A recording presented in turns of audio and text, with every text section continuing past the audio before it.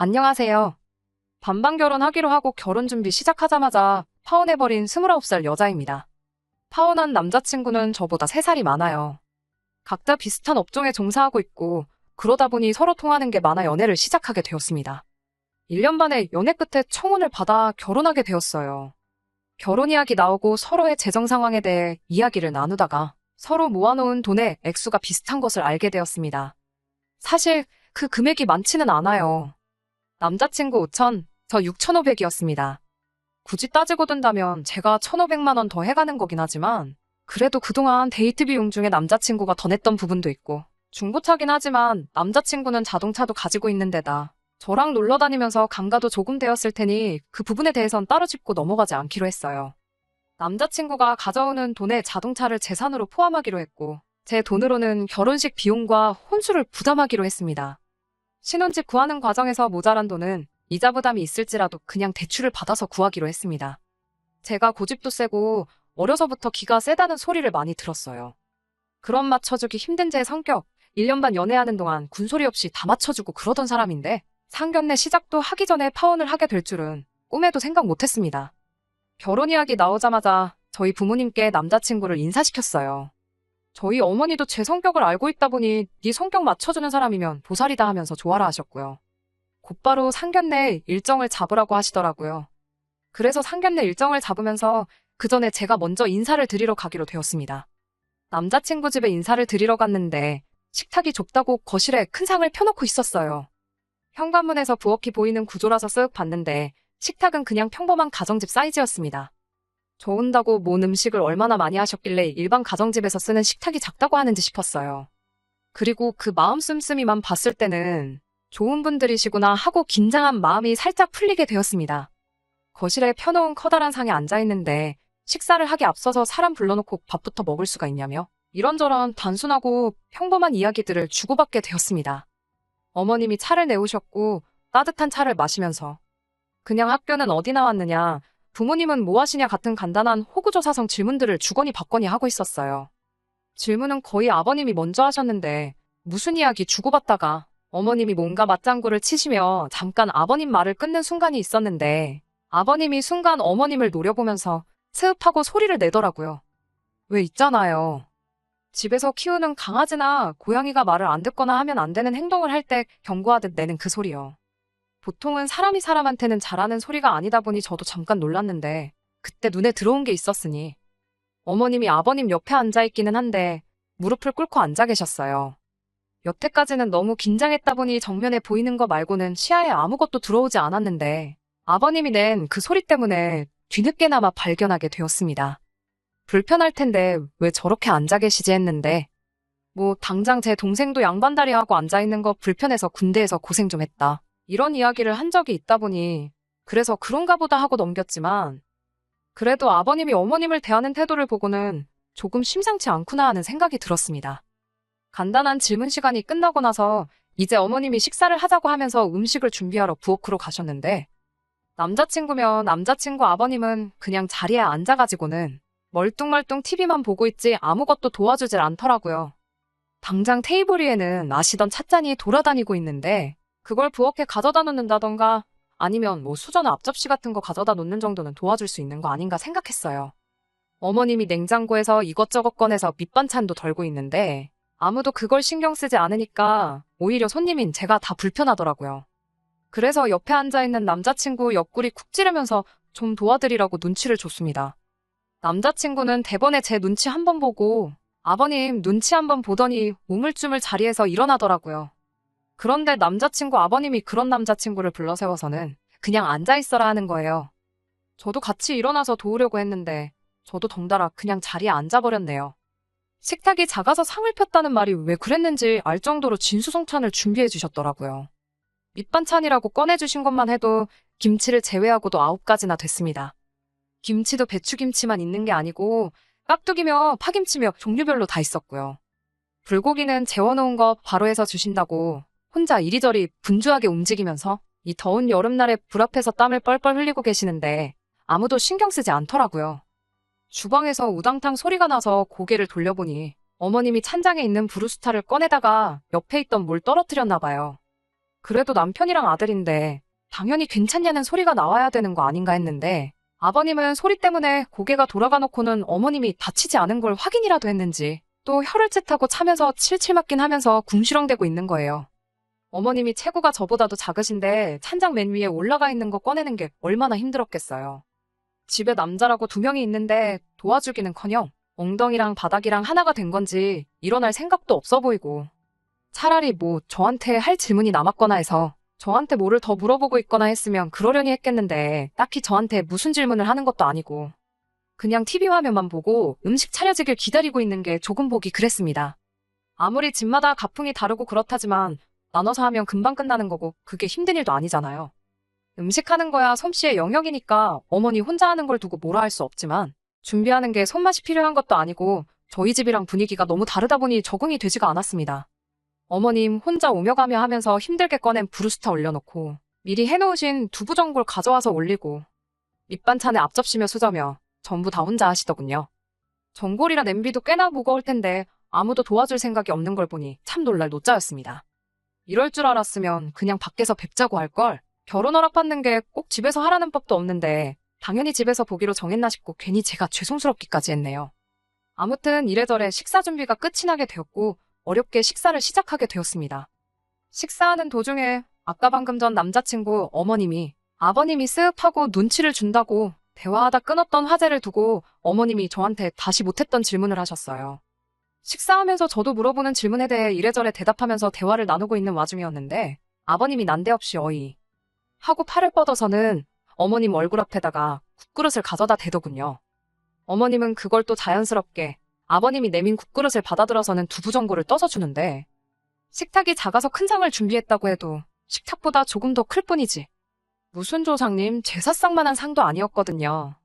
게다가 전골은 밥상 딱 정중앙에 위치해 있고 상석인 아버님 자리에서 제일 가까운 데다가 국자도 냄비에 같이 들어있었는데 심지어 저랑 한참 대화를 나누고 있던 와중이었는데 기어이 그 국물 좀 떠달라고 밥그릇을 내미는 걸 보니 말도 나오지 않았습니다.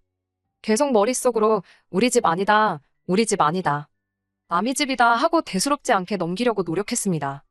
제가 뭐라도 된다고 솔직히 밑반찬 9가지에 전골에 불고기까지 솔직히 준비하는 거 보통 정성이 아니잖아요. 식사 준비할 때 꼼짝도 않는 걸 봐선저거 준비하는 동안 안 도와줬을 거 안 봐도 뻔했는데 국이 싱겁니 불고기가 짜니 불만은 또 어찌 그리 많은지. 여태까지 꼬라지를 보면 당연한 소리겠지만 식사가 끝나고 나서도 남자친구나 남자친구 아버님은 엉덩이를 바닥에 접착제라도 붙여놓았는지 꿈쩍도 않고 멀뚱멀뚱 앉아 있었습니다. 제가 먹은 그릇 정도는 제가 직접 치워도 되지 않겠나 싶어서 먹은 그릇 모아서 싱크대에 가져다 놓는데 한참 정리하느라 바쁜 어머님한테 남자친구가 또 한마디 하더군요. 엄마, 나 물 줘. 하면서 물을 찾는 겁니다. 어머님이 물을 어디 숨바꼭질 한다고 숨겨둔 것도 아니고 버젓이 정수기에 컵만 가져다 대면 나오는 걸 가지고 자리에 앉아서 꿈쩍도 안 하면서 어머님한테 그걸 시키는 거예요. 어머님은 또 대수롭지 않게 컵에 물 받아서 남자친구 가져다 주고요. 밥상 정리도 끝나지 않았는데 남자친구 아버님이 밥 다 먹었으니 과일 좀 깎아서 내오라고 명령조로 말하는데 어머님은 거기다 대고 내내하고 대답하더니 밥상 정리 다 하고 또 거기서 과일을 준비하기 시작하더라고요.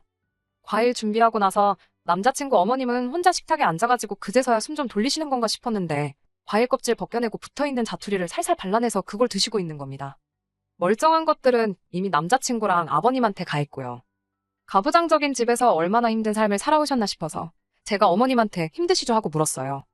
그런데 여태까지 남자친구 아버님이 부리는 갑질에도 대꾸 한마디 없으시던 분이 표정이 바뀌시더니 이게 힘들긴 뭐가 힘드냐고 하는 겁니다. 이게 다 내조라고 하면서 여자가 잘해야지 집안이 기강이 서는 거라고 하면서 행여나 우리 아들하고 결혼하면 우리 아들한테 집안일 시킬 생각은 하지 말라고 하더군요. 여자는 모름지기 살림에 충실해야 한다고 나가서 돈 얼마 벌어와봤자 어차피 애 낳고 나면 애 키워야지 않겠냐고 괜히 그 몇 푼 안 되는 돈 벌겠다고 나대봐야 가정이 잘 돌아가지 못한다고 저한테 엄중한 경고를 하는 겁니다. 당신 오늘 하는 거 다 받지 않느냐고. 앞으로 살면서 감정 상할 일이 한두 가지가 아닌데 다툴 일이 생겨도 남자가 져주는 것보다 여자가 져주는 게 더 쉽다니. 가정이 화목하려면 여자는 필요할 때면 벙어리로 살고 장님으로 살고 그래야 한다는 거예요.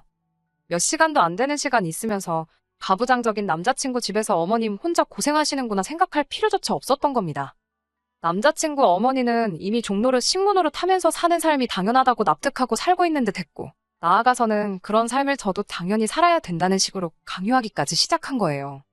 아들 자식이나 남편인 아버님한테는 찍소리도 못하고, 국 떠달라면 국 떠주고, 물 가져오라면 물 떠다 주고 하시던 분이, 그래도 얼마 뒤에는 며느리가 된다고 저한테는 구구절절 이런저런 소리를 다 하더군요.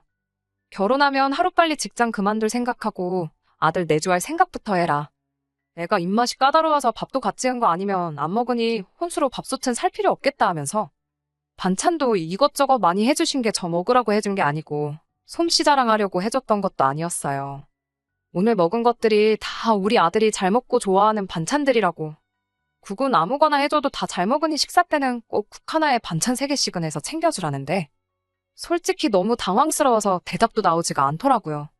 그리고 그때 이 집구석에 며느리로 들어오는 게 내 창창한 팔자를 내 손으로 다시는 풀을 수도 없게 꼬아버리는 거라는 확신이 들었습니다. 그냥 이 지옥 같은 시간이 빨리 가면 좋겠다고 마음속으로 기도만 하고 있었습니다. 결혼하면 남편 하나만 바라보고 살아야 되는 거라고, 앞으로 친구도 만나지 말고 남편 부담스럽지 않게 친정과도 연락을 줄이라는 말에도 영혼 없이 대답만 하면서 넘기고 있었는데, 당신 힘들게 살아온 종로릇 식모살이를 그대로 저한테 대물림을 시켜주려는 건지 이야기가 끝나지 않았어요. 듣다가 결혼하면 이제 시댁 식구가 되는 거니 되도록 친정 멀리하고 죽어서도 시댁 귀신이 돼야 한다는 이야기가 나왔을 때 결국 터져버려서 자리 박차고 일어나서 그냥 이 결혼은 못하겠다 말하고 황급히 남자친구 집에서 뛰쳐나왔습니다. 그래도 어른들 계시는 자리라고 어떻게든 그 자리에 붙어 있으려고 노력했는데 계속 내내거리고 대답만 해봐야 저만 계속 우습게 보이겠거니 싶더라고요. 그래도 남자친구라고 제가 갑자기 폭발해서 뛰쳐나가니 갑자기 왜 그러냐며 저를 잡으러 오더군요. 그걸 말해줘야 아느냐고 말했는데 남자친구는 말 안 해주면 자기가 어떻게 아냐며 되려 성질을 부리네요. 진짜 몰라서 그러는 것 같아서 남자를 무슨 안을 모시듯이 떠받드는 집에서 자란 외동아들하고 결혼하는 건 아무래도 아닌 것 같다고 딱 잘라서 이야기를 하니 남자친구는 뭘 그런 걸 가지고 그러냐며 대수롭지 않게 넘기려고 하더군요. 아버지가 좀 보수적이고 찔러도 피 한 방울 나지 않을 것 같은 건 자기도 알고 있다고 하더군요. 하지만 글쎄요. 처음에는 아버님이 너무하긴 했지요. 그런데 제가 아버님하고 결혼하는 게 아니잖아요. 집안 분위기가 보수적이고 가부장적이고 솔직히 제가 남자친구 부모님 모시고 살 것도 아니니까요. 그리고 남자친구한테 어머님이랑 단둘이서 아주 잠깐 동안 사이에 나눈 이야기 때문에 이 결혼 못하겠다고 결정한 거라 말했습니다. 당신 어머니처럼 살고 싶은 생각은 눈꼽만치도 없다고. 식모살이 대물림 받는 게 뭐 좋은 거라고 꾸역꾸역 결혼해서 내 팔자 내가 꼬아버리겠냐고 말했어요. 그러니 남자친구가 한숨을 땅이 꺼져라 푹 쉬면서 한다는 소리가 아주 가관이더군요. 지금이야 그렇게 사는 인생이 싫겠지만 어차피 결혼하고 그러면 당연히 우리 사이에 아이가 생기지 않겠냐고. 아이 생기면 자동적으로 그렇게 될 거랍니다. 애는 엄마가 키워야 하니 그때 가서는 회사도 그만둬야 할 텐데. 지금은 우리 엄마가 한 말이 이해가 안 되고 납득할 수 없겠지만 나중 가면 그게 당연한 거라고 하더군요. 어차피 전업주부가 되면 너가 다 해야 할 일들이고 틀린 말이 하나 없는데 뭐가 문제냐는 겁니다. 그리고 자기는 아버지랑 달라서 집안일 하는 것도 좋아하고 힘든 것들은 다 도와줄 거라고 하더니 너 전업이 뭔 말인지는 알지? 라고 재차 저에게 확인을 하듯 질문을 던지더군요. 어차피 애 태어나고 집에 있게 되면 너가 도맡아 할 일이고 애 키우면서 살림하고 바쁘면 친정에도 자주 못 가고 그렇게 되는 거라고. 그냥 어머니가 옛날 분이라서 시댁 귀신 어쩌고 하면서 말을 겁주듯이 한 거지. 그렇게 되는 게 자연스러운 일이라고 혼자 또 강연하듯 나불대고 있는데 너무 어이가 없어서 나불대는 주둥이를 손바닥으로 한 대 후려쳐버렸네요. 애는 뭐 엄마 혼자 만드냐고. 아이가 엄마 품에서 크는 것도 맞지만 아빠 품은 없이 키울 거냐. 부모 품에서 크는 게 자식이지 않냐고 한마디 해줬네요. 전업주부 하는데 나는 전업주부 할 생각도 없고 내 경력 유지할 거라고. 그리고 애초에 우리 꼴랑 1억 가지고 시작하는 거나 마찬가지인데 어디 뭐 반지하에서부터 시작하려고 그러는 거냐고 했습니다. 네 월급 외벌이로 대출이자의 생활비며 네 말대로 곧 태어난다는 자식들 교육비에 우리 노후까지 감당이나 되겠냐고 했어요. 대출이자의 생활비만 해도 모자랄 월급 가지고 전업주부니 뭐니 떠들지 말고 당장 주제 파악부터 하라고 했네요. 집안일 도와주겠다는 말부터 입에 침이나 바르고 거짓말 하라고 했습니다. 당장 엄마가 밥 차려서 입안에 떠넣어줄 때까지 꿈쩍도 안 하고 있던 게 뭔 집안일이냐고. 차려준 밥 다 처먹고 나서 엄마한테 물 떠달라는 놈이 집안일 도와주겠다는 소리를 하고 있냐고 했습니다. 결혼 허락받으러 온 날에 파혼까지 결심했는데 그게 오로지 너네 부모님만의 문제겠냐고 했어요. 오늘 너네 부모님이 무슨 행동을 하고 무슨 말을 했건 간에 너가 나한테 확신을 줬다면 이 결혼 나도 긍정적으로 생각했을 거라고. 부부 사이에 믿음이 중요하다는데 너는 믿음은커녕 오히려 인간 밑바닥의 끝을 보여줬다고 쉴 틈 없이 쏘아붙였습니다. 그러니 남자친구도 제 말을 하나하나 듣다가 얼굴이 점점 시뻘개져가지곤 세상이 어디 네 뜻대로 돌아가는 줄 아냐고. 예로부터 남자가 돈 벌어오면 여자가 살림하고 애 키우고 하는 게 세상의 이치라고. 너야말로 주제 파악 못하고 생각머리 고치지 않으면 평생 결혼은 물 건너간 거라고 저한테 악담을 퍼붓더군요. 누가 할 소리를 하고 있냐고 어디 한번 평생에 걸쳐서 찾아보라고 했습니다. 시어머니한테 바톤 넘겨받아서 아들 밥 챙겨주고 뒷바라지 해주려고. 자기 인생 던져버리고 너한테 시집올 여자가 어디 있겠냐고요. 제 뒤로 뭐라뭐라 혼자 떠들던 남자친구 뒤로 한 채 저는 그냥 집으로 돌아왔습니다. 집에 돌아오니 어땠냐고 어머니가 궁금해하시길래 그냥 그날 있었던 일 하나도 빠짐없이 싹 다 이야기해줬어요. 어머니는 놀라서 말도 잇지 못하고 헛웃음만 지으시더라고요. 요즘 세상에도 그런 집이 있냐고 어머니도 평생을 살면서 그런 사람들은 처음 봤다고 하시더라고요. 그나마 다행인 건 결혼 준비가 더 진행되기 전에 미리 알고 파혼하게 돼서 다행이라고 조상신이 도왔다고 하시네요. 정말 조상신이 도와준 건지는 모르겠지만 어쨌든 딱 봐도 이게 똥인지 된장인지 확실하게 구분이 되는 상황에서 굳이 찍어 먹어보지 않고 빠른 결정 내리길 잘했다는 생각이 듭니다. 저녁 돼서 남자친구한테 바로 문자가 왔는데 뭐 자기가 잘하겠다는 말만 하지 구체적으로 어떻게 하겠다는 말은 하나도 없었거든요. 잘한다는 말 믿고 결혼했다가 평생 후회할 일 있냐고 앞으로 볼 일 없으니까 구질구질하게 연락하지 말라고 했어요. 거기서 전화 끊고 딱 쿨하게 끝냈으면 좋으련만 제가 구질구질이란 단어를 꺼냈다고 걸고 넘어지면서 성질을 부리길래 지금 누가 누구한테 성질을 부리는 거냐고. 그 나이에 여태껏 모은 전 재산 5천만 원 가지고 어디 한번 평생 조선시대 방불케 하는 꽉 막힌 집구석에서 오매불망 남편 퇴근만을 기다리며 밥 해주고 뒷바라지 해주고 하늘처럼 떠받들어줄 그런 사람 실컷 찾아보라고 속 시원하게 한마디 해줬습니다. 나는 나대로 내 인생 살 테니까 신경 끄고 잘 살라고요. 그래도 속에 있던 말 남김없이 싹 다 내질러버려서 후회는 없습니다. 아직도 누가 파혼에 대해 저에게 물어본다면 속 시원하게 한 점 후회도 남지 않는다고 자신있게 대답해 줄 수 있을 것 같네요. 끝까지 들어주셔서 감사합니다. 오늘의 사연은 여기까지입니다. 구독과 좋아요, 알람 설정 부탁드리고 더 좋은 사연으로 다시 찾아뵙겠습니다. 감사합니다.